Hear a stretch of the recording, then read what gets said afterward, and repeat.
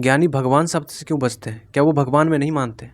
देखो, साधारण आदमी जब भी भगवान शब्द सुनता है तो उसके दिमाग में एक ही कल्पना चलने लगता है कि कोई है जो हमसे अलग है, जो कहीं आसमान में रहता है या कहीं भी रहता है और वही सब कुछ कंट्रोल करता है, वही सब कुछ बनाया है। और यहीं से गड़बड़ शुरू होती है। अगर हम ऐसा कुछ कल्पना करते हैं भगवान के बारे में तो ये सिर्फ हमारा कल्पना है, सच्चाई नहीं। वो इसलिए इस शब्द से नहीं बचते हैं कि भगवान नहीं होते, वो इसलिए बचते हैं क्योंकि इससे साधारण आदमी जो है वो कुछ और ही सोचने लग जाता है। कबीर साहब ने कहा ना कि कस्तूरी कुंडल बसे मृग ढूंढे बनमाही, यानी जो सुगंध मृग के शरीर में ही है, कुंडल में ही छुपा हुआ है, वो उसी सुगंध को पूरे वन में खोज रहा है।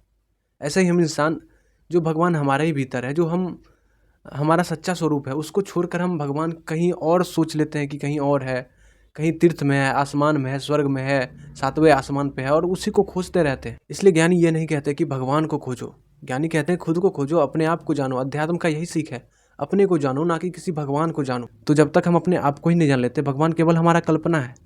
और ऐसा भगवान जिसे हम कल्पना करते हैं कि हमसे बाहर कहीं रहता है, ऐसा भगवान हमें कभी मिलने वाला भी नहीं।